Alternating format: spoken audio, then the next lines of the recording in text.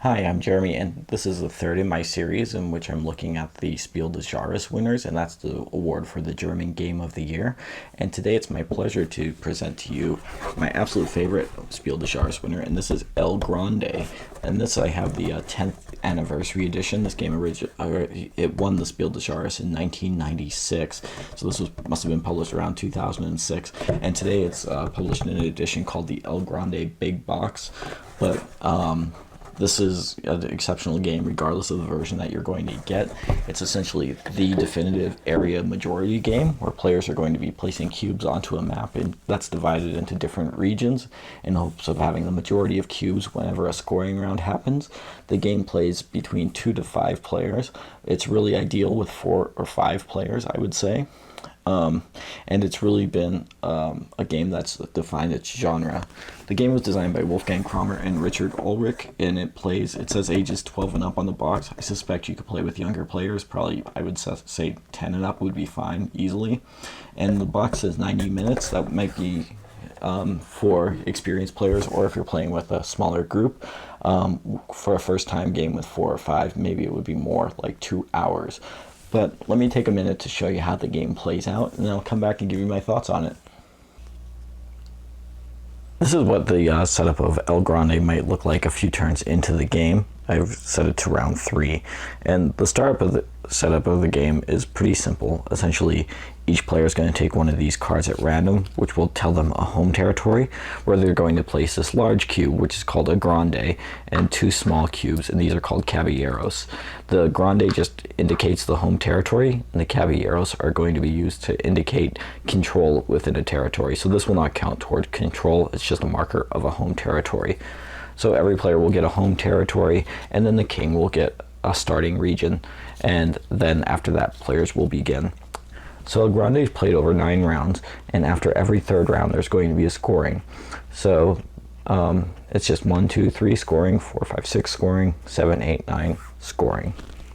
Players are going to begin, and I printed these sheets off of Board Game Geek. They don't come with the game, but they are helpful. Players begin with 21 Caballeros in their reserve supply, which is called the provinces, and then they'll also have 7 in their active supply that are ready to be placed onto the board. That's called the court. And you could print these off yourself on Board Game Geek, but they're not really necessary. They just help for people playing their first time. And players will also be given one of these province selection discs that will be used at certain times in the game to select areas in secret for simultaneous reveals. And then in addition to their cubes, one of which will start in the scoring space, some which will start on the board, others in their supply, they'll be given this set of cards. Everybody gets an identical set of 13 cards. They go from 1 to 13, and each figure indicates both the number. Higher number means you get to go earlier in turn order, and also a number of Caballeros that you'll be able to move from your provinces to your active supply, your court. So the lower numbers have more Caballeros. So when you pick one of these, you'll be bouncing those 2 factors. Each card generally can be played once during the course of the game, and in each round, players are going to, in turn order, play 1. So for example, if this player places 10, they'd be able to move 1 Caballero over when it's their turn, but other players around the table will not be able to play a 10 when picking their order. So this player could pick anything but 10 or a card that they've previously played. Once that's determined, the player who has played the highest card will get to go first. And on a round, what you're going to do is actually laid out on the back of your province card, and it's very simple. You're going to do these following 3 actions after determining turn order. So you can move Caballeros. You're going to move Caballeros from the provinces to the court as depicted on your action card. So here would just be 1. Player would be able to bring 1 Caballero over. Then they'll select an action card, and each round there are going to be 5 action cards put out for players to select, and those are all going to get taken in a 5-player game. In a 4 or fewer player game, there'll be cards left over each round. And then the players will either move Caballeros to the board or execute the action on the card. So these cards are basically put in 5 different stacks, and they indicate on them a number of caballeros that you could populate the board with as that action. So it goes from 1, 2, 3, and 4. And then there's always going to be available this card here, which allows you to place 5 caballeros on the board and also move the king. So generally speaking, the fewer caballeros that you're able to place on the board, the more powerful the action of the card will be. And these actions really vary. So generally when playing with new players, we'll read over each one just so players understand what their options are. But always available will be that 5 caballero move the king card. And the reason why moving the king is important is because when placing caballeros, you could only do it in regions that are adjacent to the king. So if the king is here in Castile, you could place it in any of these regions. You can never place or manipulate the cubes within the king's region. You could always, like I said, do your caballero placement before or after you do the action indicated on the card. So just to give you a sense of some of the actions, there's this one, for example, which says move all your own caballeros from one region. That would allow you essentially to repopulate caballeros anywhere into other regions, except for, of course, the king's region, which could be powerful since this is going to be a game where you're trying to get a majority of caballeros present in a region. So that could make you spread to multiple regions at once. Here, for example, this one says you could send 1 caballero from each player from any region back to the provinces. So that would allow you to remove caballeros from a region to possibly take majority. Some of them will give you scoring opportunities. So for example, this one says score the region or regions with the least number of caballeros, and regions without caballeros are not considered.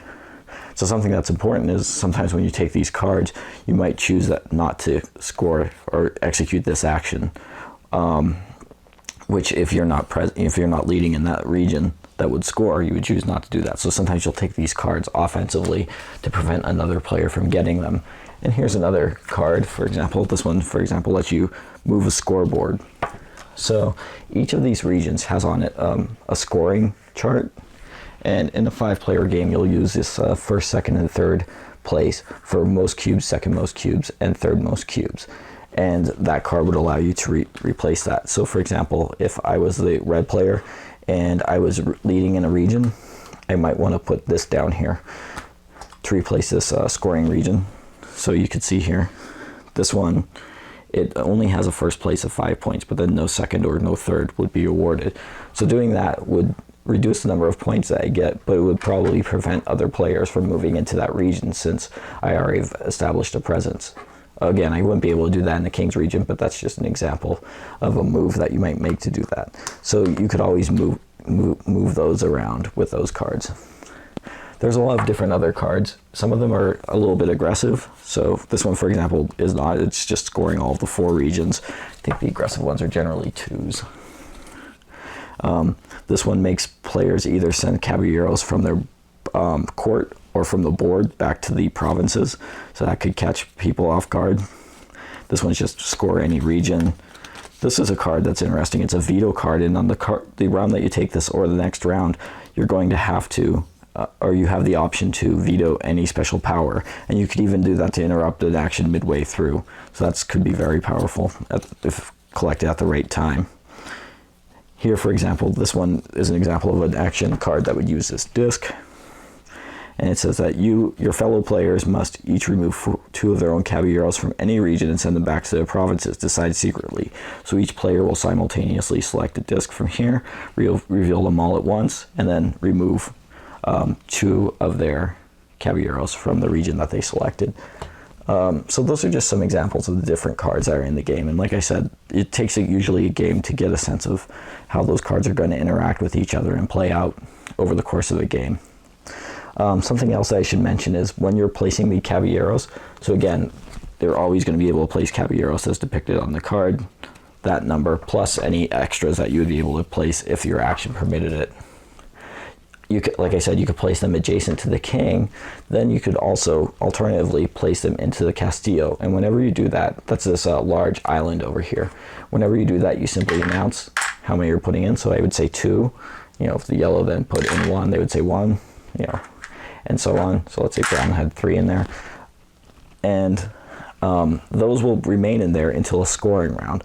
So a normal round will go until all of these cards are chosen, or until every player has chosen a card, and then you'll just move on to the next round and bring out new cards. And again, play your turn order cards, and then go in turn order. The first person to play a card will be the one who has played the lowest card in the previous turn.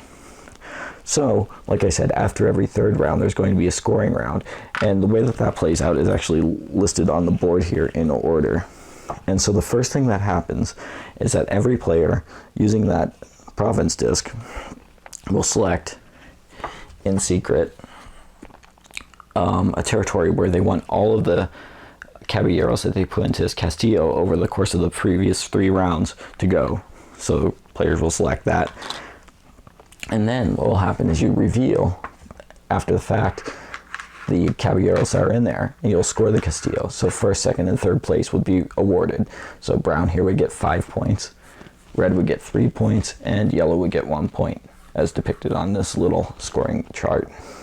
If ever there's a tie, let's say they both had 2, they would both score the next rank down. So instead of first, they would both get the 3 points for second, and then this player would get the third place points. So that's how ties are broken in this game. So then every player would reveal where they've sent their caballeros, and then they would just go right to that area. Again, you can't send them to the king's region. So let's say he sent his here, and he sent his to, well, he picked the king's region. That was a mistake on my part, to here. So once those have been assigned from the Castile, then what you're going to do is you're going to score each region in order, and essentially you'll award first, second, and third places as depicted on here, if there are indeed scorings for first, second, and third. And ties are broken as they are over here in the tower. So you'll just go through that every round. If you are the single majority within your region with your Grande, you score an extra 2 points. And if you have the king and you're a single majority, that means not tied within a region, you'll score an extra 2 points. So here, red would get 6 points, plus 2 points for having the Grande, and plus 2 points for having the king, for a total of 10 points for that region. And nobody else would score any points because nobody else was present. But every region will be scored, and then you'll simply go on to round 4 and continue on. So this will just go on through 9 rounds. There'll be a final scoring, just the same as any other scoring, and then whoever has the most points will win the game. Alright, so that is El Grande, and this is one of my absolute favorite board games of any type. I think that most board gamers would agree that's one of the very best area majority games that has ever been created. It's one of the first, and certainly the one that I think popularized the concept, so it's been copied by many games ever since, but the way that the game unfolds, with the elegant way of choosing turn order and your special actions, and the tightly controlled economy of your pieces, which you have to give up turn order to get more pieces into your supply. I think that mechanically the game has rarely been surpassed, if ever. This is a game that is a Euro game, I suppose, but it's definitely more interactive than most Euro games. There's no way you're going to be able to play this without paying attention to what other players are doing. And because of that, the game often is really a tightly contested race, where players are going to be within a few points of one of another because they have to keep each other in check. If you see players are about to score a region, you'll want to slide a cube or 2 in there just so you could get second or third place, just for minimal effort. And the way that that king moves around over the course of the game, controlling what regions could be manipulated and which regions are safe from manipulation, is just a genius design decision. So this is a game that I've played, many times over the years. I've taught it to new gamers. I've played it repeatedly with the same group, and it's something that I'm always happy to play. It's absolutely my favorite of the Spiel de Jahres winners, and it's among amazing competition. I would say that's maybe less of a family game than other games of this sort that won the award, But I've taught it, like I said, to people who tend not to do a lot of board gaming and they've had no problems with it. Part of the reason for that, I think, is because after 3 rounds you're going to get a scoring, and then essentially you're just going to do another 3 rounds in a scoring, another 3 rounds in a scoring. So by the end of the 3rd round in that first scoring, players will have a sense of how the game plays out. So it almost serves as its own tutorial.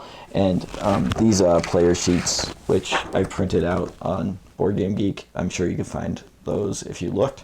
I've never regretted having those during a game, because they just give you information that, the few niggling rules and whatnot that players might have questions about is there as a reference.